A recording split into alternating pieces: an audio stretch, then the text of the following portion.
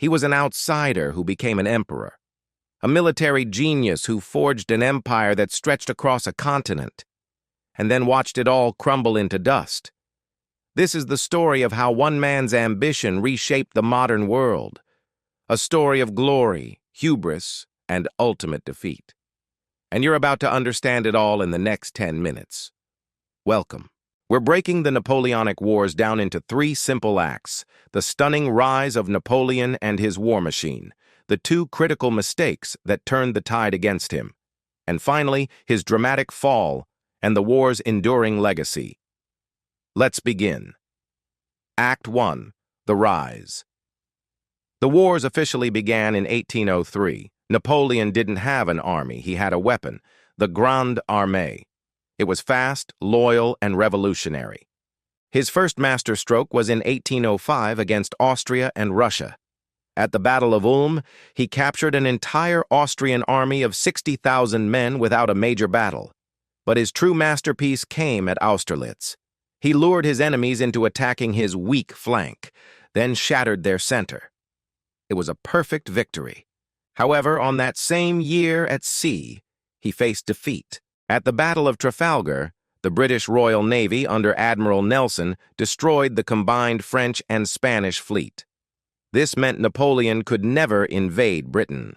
The war would be decided on land, and on land, he was unstoppable, crushing Prussia and Russia to become the undisputed master of Europe by 1807.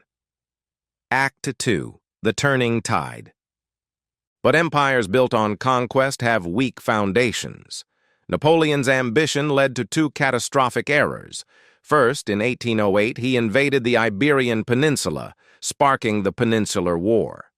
The Spanish and Portuguese people refused to surrender. They waged a brutal guerrilla war, a Spanish ulcer that drained France of veteran soldiers for 6 years. Then came the greatest mistake: Russia. Napoleon assembled the largest army ever seen, over 600,000 men, and invaded in 1812. The Russians refused to give a decisive battle. They retreated, burning everything. Napoleon captured Moscow, but found a city in flames, offering no supplies. With the brutal Russian winter closing in, he had to retreat. That retreat became a massacre. Harassed, starving, and freezing, the Grande Armée was annihilated. Fewer than 40,000 returned. The myth of Napoleon's invincibility was broken forever. Act 3. The Fall. Seeing his weakness, all of Europe united. In 1813, at the Battle of Leipzig, the Battle of Nations, Napoleon was decisively defeated. He was forced to abdicate and was exiled to the island of Elba, but it wasn't over. In 1815, he staged a daring escape, returned to France, and reclaimed his throne for the 100 Days.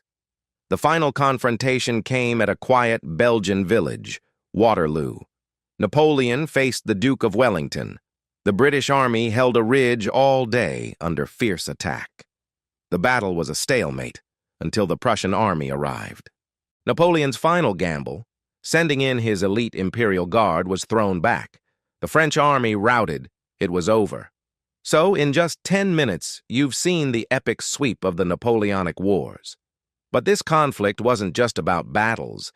Its legacy is all around us.